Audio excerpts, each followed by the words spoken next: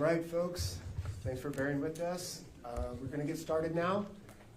First, we'd like to bring up Mario Cordero, Chief Executive Officer of the Port of Long Beach. Thank you very much. Good morning, everyone. Before I begin, let me just acknowledge a few people here from the City of Long Beach, City Council Member, this district, Megan Kerr. Thank you so much for being here.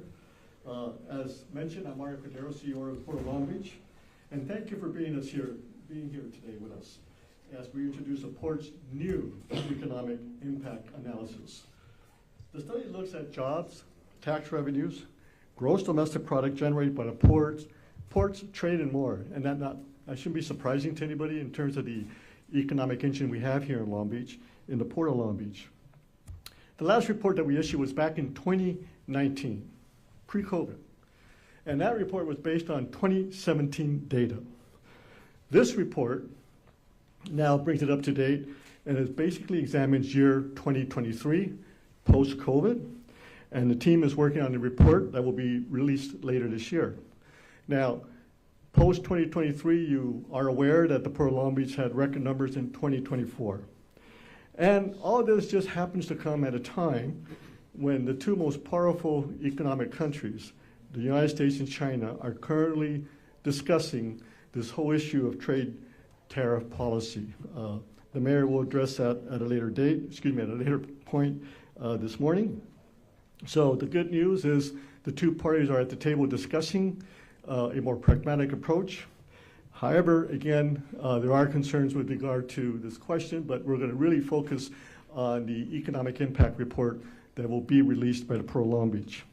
Joining our mayor, Rex Richardson, this morning, will be Harbor Commission President Bonnie Lowenthal, Gary Herrera, President of Local 13 of the International Longshore and Warehouse Union, Tracy Hernandez of the Los Angeles County Business Federation, and Kimberly Ritter Martinez, the Ports Manager of Economics and Funding.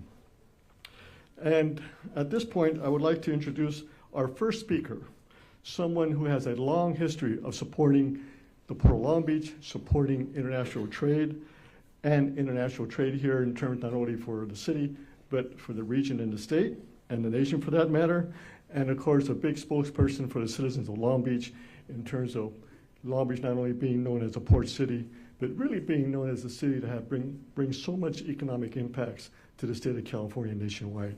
So without further ado, Mayor Rex Richardson. All right. Well, good morning and thank you, Mario. We are here today to celebrate and acknowledge this report that has fresh new data showing the past 5 years post-COVID, the economic impact of the Port of Long Beach. And I'm proud to be standing here today with a collection of leaders who really represent the broad section of industries that the port connects with. You've got everything from labor and longshoremen and teamsters and truckers and industry and shippers. Everything's here. Construction workers. Everything's here because the Port of Long Beach literally impacts every industry that you can think of. We're going to see a little bit of that in the presentation, and you'll be surprised by just how wide-reaching our economic impact is. 40% of goods move through the Port of Long Beach. U.S. Goods move through the Port of Long Beach. We're the nation's largest economic drivers. International trade is not just important to Long Beach, it's important to the entire, all 50 states in the United States of America. The Port of Long Beach plays a vital role in moving goods, fueling economic growth, and supporting jobs far beyond our city limits. We move more than $250 billion of economic value per year. A reduction in trade in our ports doesn't just affect dock workers, truckers, local businesses. It threatens American jobs and economic security all across our country. This new report makes it clear. When trade slows here, the effects ripple across supply chains, industries, and communities nationwide. There's no denying it. We've now entered a space where there's heightened attention on tariffs. We will talk about that later, but I think what's important here is we understand just how impactful the Port of Long Beach is. And so what I want to do is we're gonna bring up Kimberly Ritter Martinez, and she's going to talk about the impact. High level, 2.7 million jobs across the United States are supported directly by the impact of the Port of Long Beach. And to walk you through that, let's welcome up Kimberly Ritter.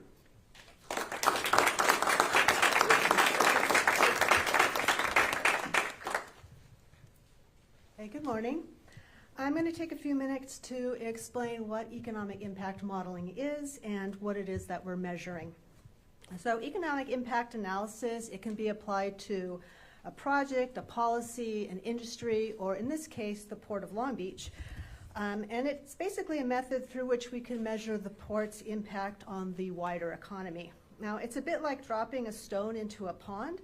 The activities here at the port, whether it's through our cargo operations, our capital expenditures, or our tourism activities, all of these ripple out across the region and then eventually reaching every corner of the United States. So how do we measure these effects as they spread out across the country? First, let's look at the types of economic impacts we estimate. We begin with the direct effects. These are the first source impacts that arise from the cargo handling, construction, and tourism jobs that are created here at the port. Next, we have the indirect effects. These happen through the purchases of goods and services used at the port. They include, for example, supply chain activity, equipment expenditures, construction materials, consulting services.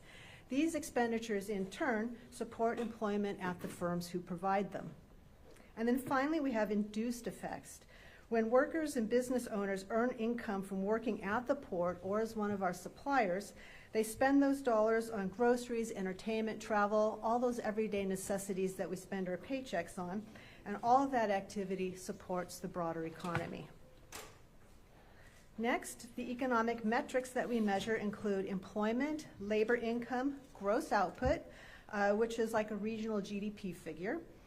We measure economic output, which equates to business revenues, and then also fiscal impacts. These are the total federal, state, and local taxes paid by individuals and businesses.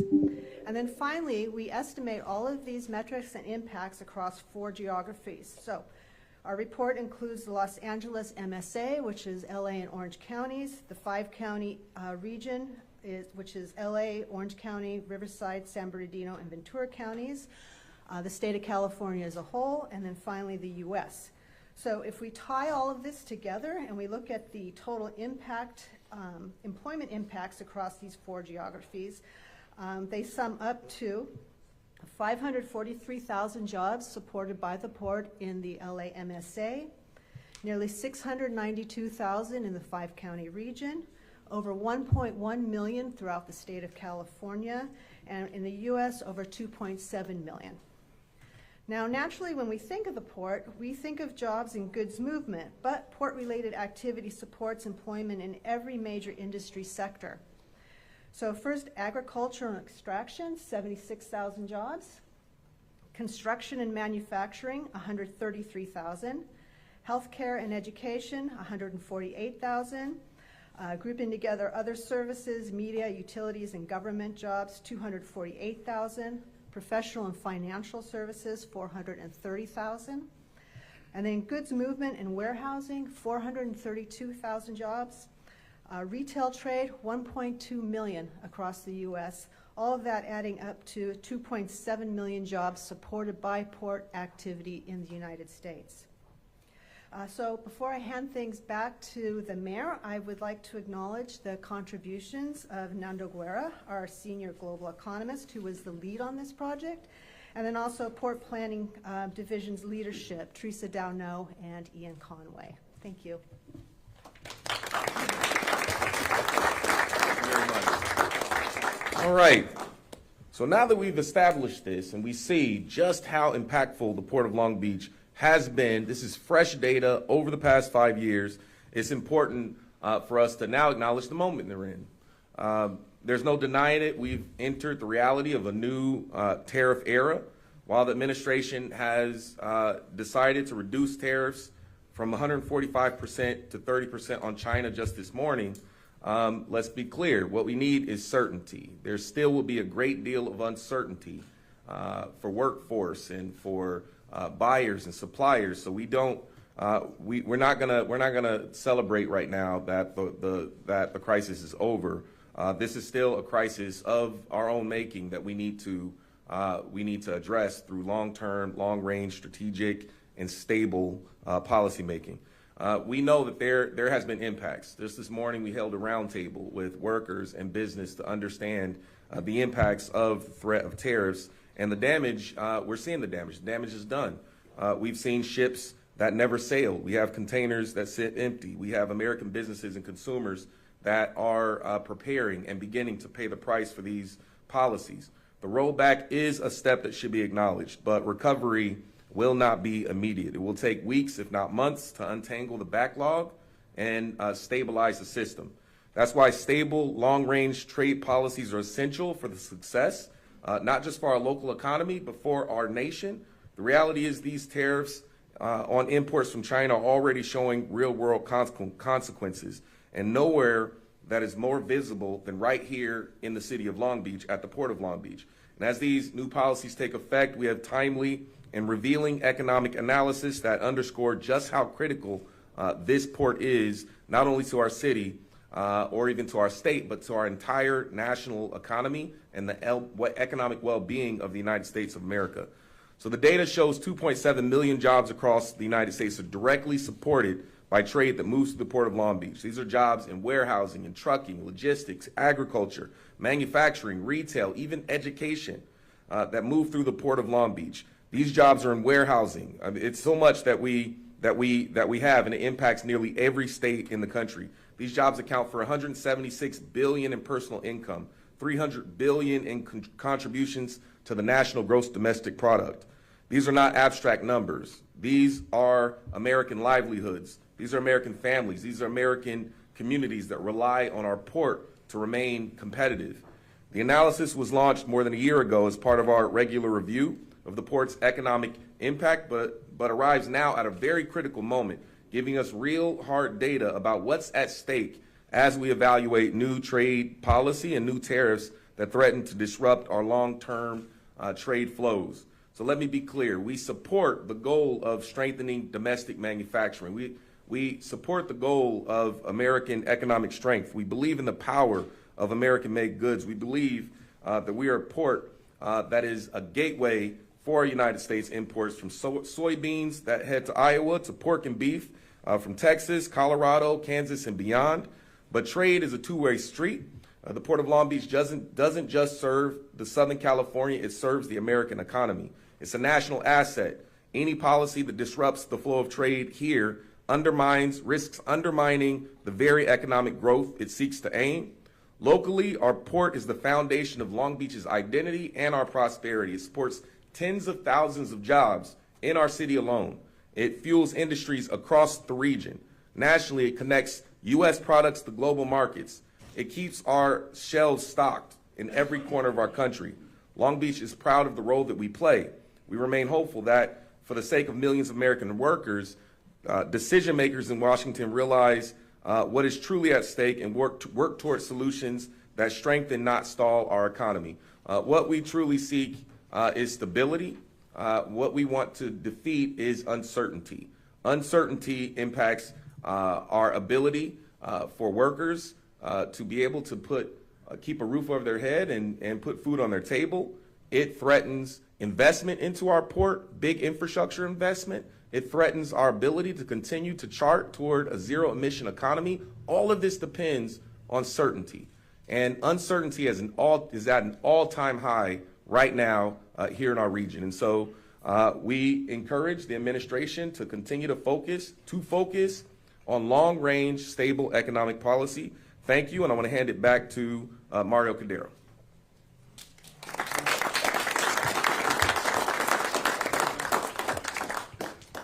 Thank you, Mr. Mayor. So needless to say, you're hearing what an economic engine not only the city of Long Beach is, but the Port of Long Beach.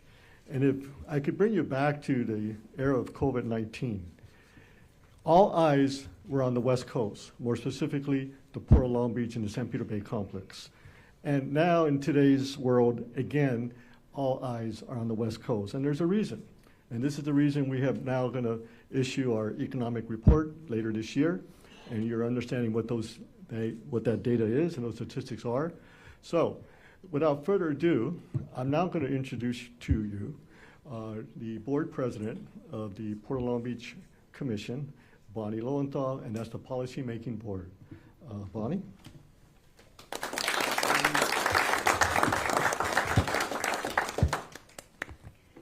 Thank you so much, Mario. Thank you, Mr. Mayor, for being our #1 cheerleader always. And I know you've been in the past, you will be in the future, and that's so important to what we're talking about. I want to also thank all the partners that are here. We're all working together for the same goal. So today's message is extremely important. The cargo moving through the Port of Long Beach sustains jobs across the regions and throughout the United States, as you've heard. It spans a wide spectrum of industries. But the occupations go far beyond the docks. The jobs are in retail, online sales, warehousing, and transportation. They're also in agriculture, manufacturing, construction, finance, technology, and more. We're talking about 2.7 million jobs, providing $176 billion in income. We're helping to put America to work. We're proud of that. We want to maintain that. In fact, we want to grow. We can't emphasize enough the port's crucial role as an economic engine for the region, the state, and the country. And it's our job to keep that engine running smoothly. For example, we're investing $368 million in capital expenditures just this year, modernizing our infrastructure in the interest of efficiency and the environment. And that's not just a flash in the pan. It's a normal year for us. Over the next 10 years, we're planning $3.2 billion in capital improvements. The influence of the Port of Long Beach on the national economy is far-reaching, with 15% of all United States container cargo moved across our docks. In this analysis released today, we see why every American has a stake in what happens at the Port of Long Beach and how investments in an efficient and sustainable supply chain here in Long Beach can spread benefits to every corner of the country.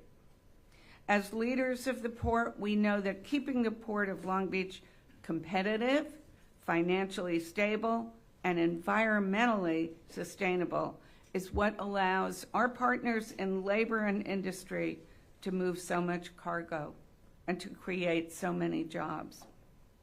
Did you know, for example, that the U.S. Department of Agriculture lists the Port of Long Beach among the top 12 U.S. ports for waterborne export of agricultural products, such as soybeans, cotton, corn, and other commodities. It adds up to more than $8 billion annually in agricultural products. We can also see that various parts and materials imported at the Port of Long Beach are used by American manufacturers to make products that they can export to other countries.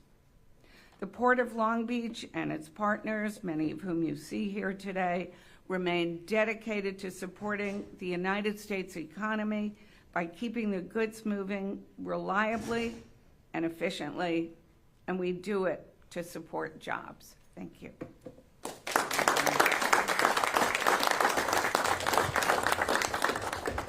Thank you, President Lowenthal. So, we've known from our previous economic reports that trade moving through the port generates jobs. And when we talk about the economy, there's two fundamental metrics that we're always looking to. Consumer spending, which makes up 2/3 of our economy, and jobs. So needless to say, when we talk about these figures of 2.7 million in the national supply chain and or 1.1 million in the state supply chain is a significant number. And as President Lowenthal said, that this new study, that the 2.7 million jobs across the United States are supported by the trade when it comes to direct and indirect and induced jobs. But let's break this down further. And I'm talking about that number, 2.7 million. So if you take Orange County and Los Angeles together, that number breaks down to 543,000 jobs, which essentially is 1 out of 17 jobs in these two counties. Now, if you look to the Southern California region, which consists of 5 counties, that number is 691,000 jobs directly or indirectly from the Port of Long Beach. And as been referenced, when you look at the state, that number is 1.1 million.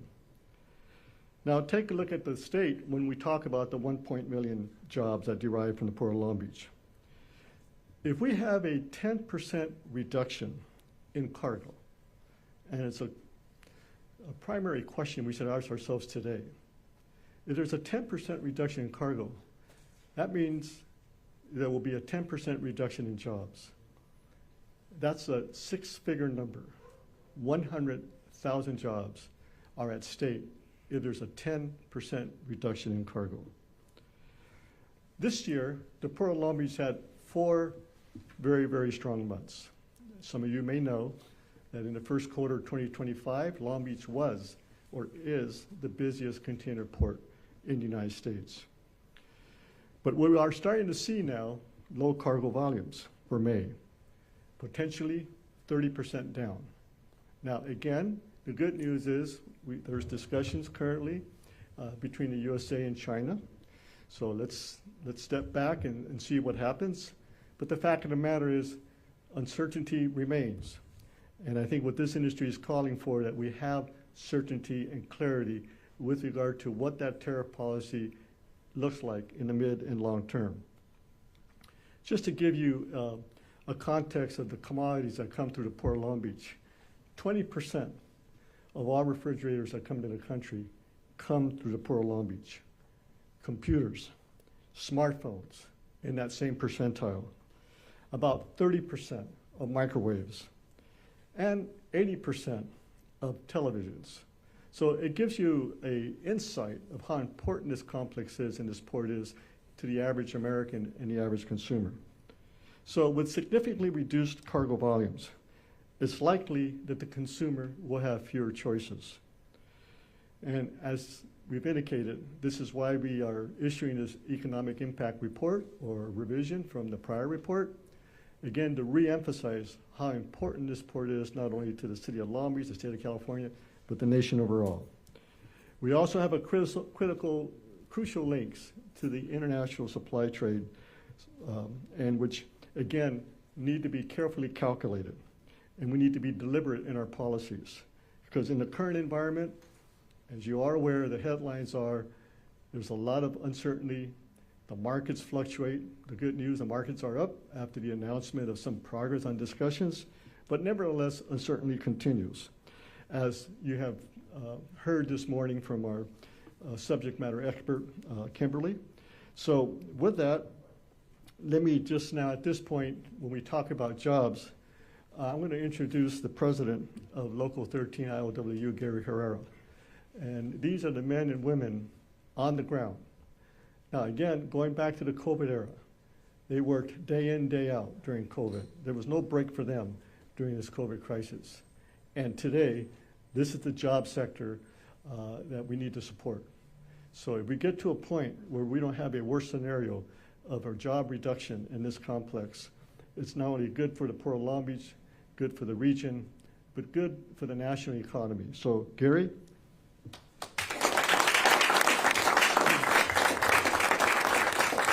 Thank you, Mario, and thank you, Mr. Mayor. Once again, my name is Gary Herrera. I am president of the International Longshore Warehouse Union, Local 13. We represent nearly 9,000 full-time workers, 6,000 part-time workers. I believe I'm also speaking on behalf of Local 63, our clerical union, and Local 94, our foreman, walking boss, making a total of about 15,000 workers in total on the waterfront. You know, the men and women of the ILWU are not just workers on the waterfront. We represent the communities in which we're talking about.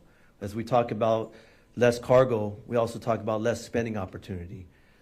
73% of our workforce live within 5 miles. 54% live within 10 miles. We are the community. We live and we work in our community. We live and we spend in our community. We're seeing cargo volumes drop to record lows, to the point where there's hundreds of jobs daily with less work opportunities afforded to the men and women of the ILWU. We are the frontliners. Once the cargo volumes drop, we're the first to see it. We're the first ones to go out and spend money. We have blue signs in our communities that state we support the ILWU and they support us because we are the community. So this job loss that we're seeing, the less amount of cargo volumes, it's impacting our workforce. The workforce that's impacting the most is our part-time workers. We talk about the uncertainty. The part-time workers that are seeking to get fully registered into the ILWU are now being forced to find other jobs. They're being forced to either not have jobs. Once you find another job or you go into a different industry, we may not see those workers again. We talked a little bit about COVID. When COVID came and the work came back so forcefully, the men and women of the ILWU worked 6.5 days a week.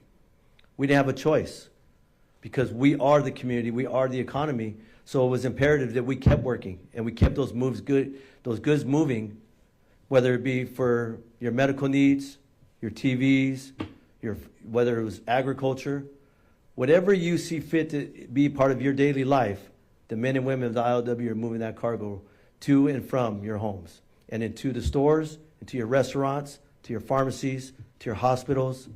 Everywhere you see, it starts right at the string right there with the men and women of the ILWU. So with that being said, even though we see the job loss and we are being impacted very heavily, we are going to be ready to come back and work just as tirelessly as we have during COVID. We're going to make sure that all of your goods for this economy, for our communities, is delivered in proper time, because that's what the men and women of the ILWU do, is we make sure we do it because we are on the front line. But the term uncertainty still creates an anxiety among our workforce, and we're hoping for some stability. We're hoping for some real numbers, some real agreements that are signed and dated and moving us forward, and not with pauses. So with that being said, thank you for this opportunity to speak on behalf of the men and women of the ILWU, and we appreciate your support. And once again, we'll work tirelessly to make sure that all your goods are delivered to your front doors on a timely manner. Thank you.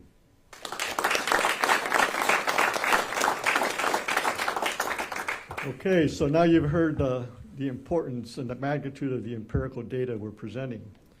You've heard the importance about jobs in the employment sector and the impact on labor.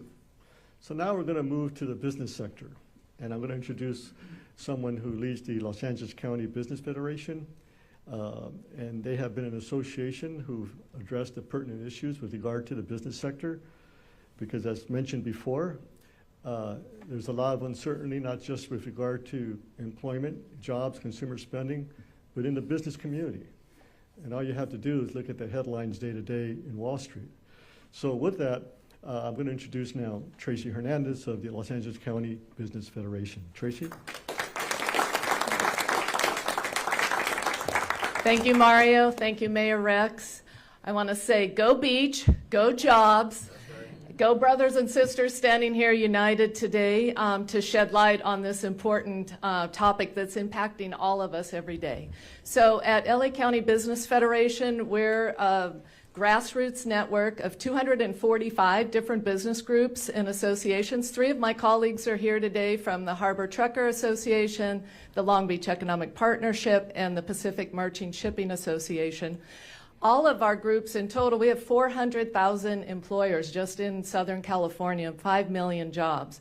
So you can imagine that the statistics that the Port of Long Beach is giving us today and the words that the Mayor Rex is championing about certainty and the importance of our port resonates. I won't repeat what has been said by many others here, but I will call your attention to an aspect that hasn't yet been mentioned.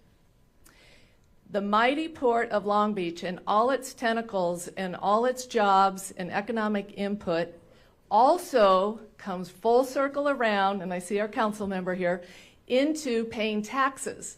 And paying taxes fuels everything we want in our hometowns, our cities and our neighborhoods, our city budgets. So we can have clean and safe streets and productive parks and clean water and reliable lights, good schools, everything that we care about. And I learned this morning, and thank you for the great port analysis, $84.5 billion in taxes are put into our whole government ecosystem to provide the basic services that we all require and need to raise our families, invest in our businesses here.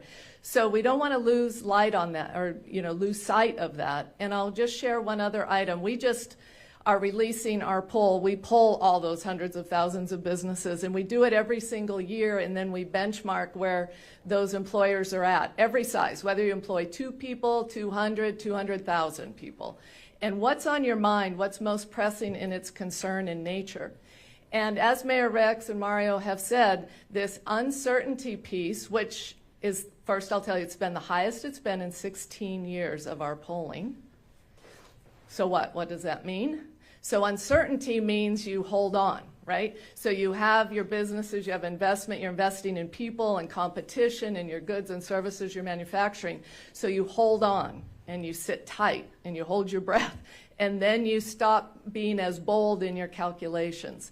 So it is very serious, and that's how it affects us here. The other thing I'll tell you that came out is we do people who employ 50 or fewer people, or 51 or more people, and it was quite a big difference in what they designated as their most impactful items. And I'll tell you, people who employ under 50 people are the most impacted by the cost of doing business, cost of getting capital, cost of expanding our workforce, cost of buying more properties and manufacturing plants and so on.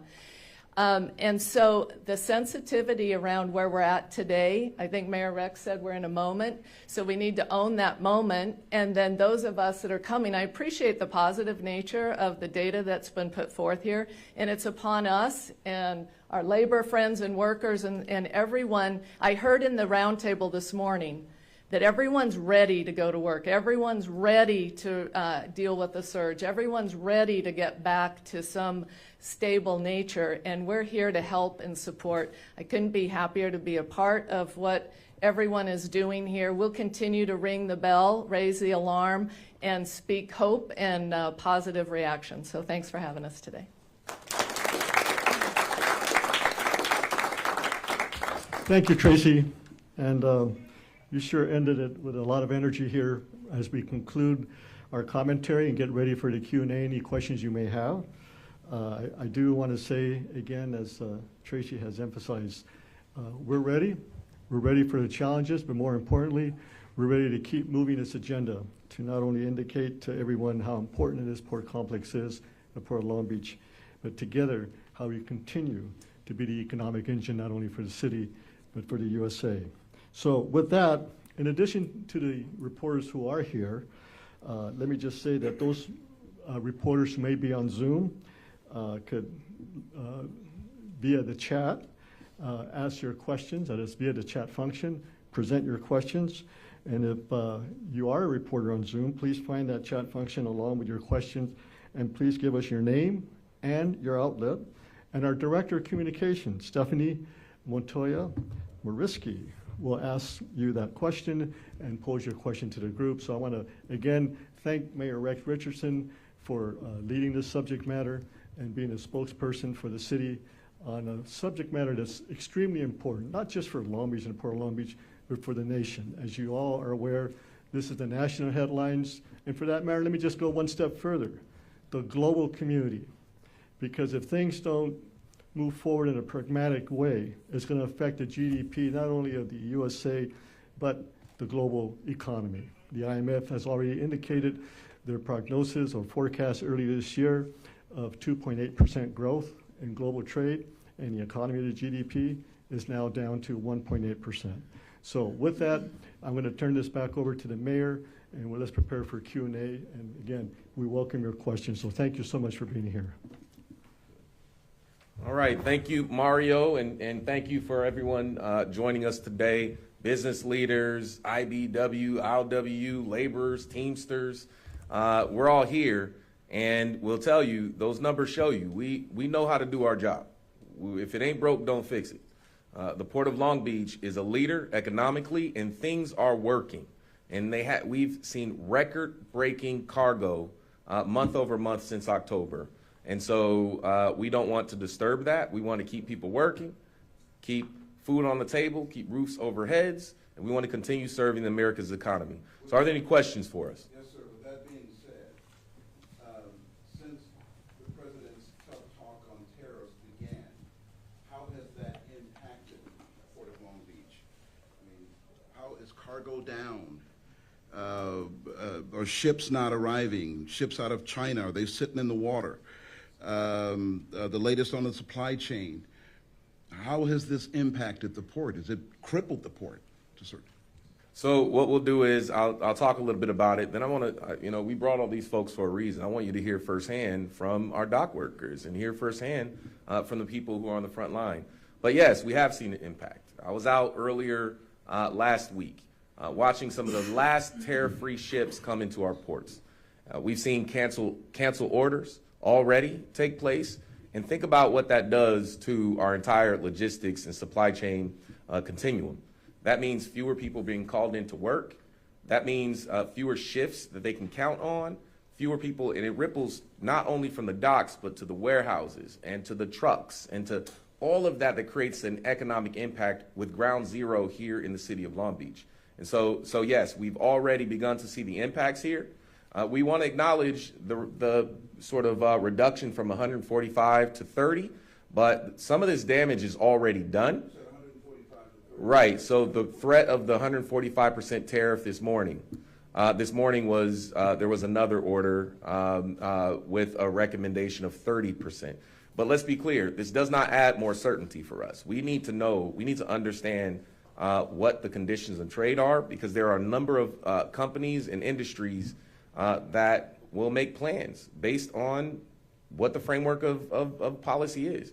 And so what we need is long-range, stable policy. We have seen the impacts here in our port, and we stand in solidarity against disruptive, short-term policy making that impacts our impacts in the port. But I want to bring... Yeah, with our initial analysis, we've seen 30% reduction we anticipate 30% reduction from record-breaking highs to seeing 30% reduction in our port and cancel orders is an immediate impact. Mario, can you confirm there are 0 ships from China on Friday, and can you tell us how long it'll take to get back up and running after this temporary agreement was made in terms of ships getting packed and then ships getting here? And then, sir, from the union, can you tell us how that will impact the union workers in terms of the temporary agreement? Let's first of all, let's finish the question from earlier about what the impacts that you're beginning to see with your workforce, and then Mario will have you come in and talk about the data. Well, thank you, sir, for the question. We've seen the impacts immediately. We're seeing less work opportunities for our workforce. Some that can work 5 days a week, maybe 6 when we're really working hard, to maybe 3, 4. So work opportunities are definitely dropped for our workforce. For our part-time workers, there's absolutely 0 work opportunities for them. And that has been the hard part, is for the part-time workers. But even for our registered workforce, we're seeing less days available for them throughout the week. A lot of ships, a lot of cargo sitting empty out there right now. There's lots of empty cargo right now. We've been working with our executive directors to find space to move that. So if and when the cargo comes back, there's space, but there's empty containers out there and they're not going anywhere. They're being stored. So the uncertainty is creating chaos. I would say the uncertainty is definitely causing anxiety, is what we like to say. Anxiety among the workers, anxiety among the supply chain, not having that stability, not having that straight number of when things are going to happen, what type of cargo is going to be coming, which one is being tariffed, and it's not. I think that the uncertainty is causing anxiety. So before the tariff talk, everything was running smoothly. So I'm not trying to get into politics here as such, but it is what it is. So during the Biden administration, was the port running smoothly? And then when Trump steps in and talks about tariffs and it creates chaos, things just went to hell or what? Well, I would just say this. The facts are the facts. The work was here 2 months ago, 3 months ago. We were breaking records, as the mayor said, and our executive director. When you create some type of uncertainty through whatever policy you're trying to create, and there's no stability, it does create an issue, and which we're seeing today. Is why we're having this discussion, is to let the community at large know that this economic engine that we have here, 40% of the nation's cargo, creates so many job opportunities. And when you're seeing that cargo being stopped or being ship sailings being canceled, that's why we're here today to discuss what's happening to our economy, the lost work opportunities, our communities. So whether it's one administration to the other, what we're here today facing is based on some policy changes. Well, in that regard, my last question, I hope, the president has said everyone needs to just suck it up. It's going to be okay, but not telling when it's going to be okay. You represent a lot of folks who need to work and can't work. They got to pay their mortgage. They got to pay other bills. What do you want to say to the President of the United States? What I would want to say to the President of the United States is what I've been saying from day one. That whatever the policy that's going to come out of this, the men and women of the ILWU are going to be here to work tirelessly like we always have. That we are the frontliners. We see the economy in its peaks and its valleys. That's who we are. So I'm not going to allow anyone to believe that the men and women of the ILWU are not going to be resilient and work through this, because we have it. We've done it through the Great Depression. We've done it through the recession. We've done it through COVID. And the men and women of the ILWU are here to work, bring back the cargo, because we are the best at what we do. We break records. We just shown that, and we're here, and that's what we're here for. Thank you. Thank you. We're going to ask Mario to come in, just talk a little bit about what we've seen in terms of cancel orders and how abrupt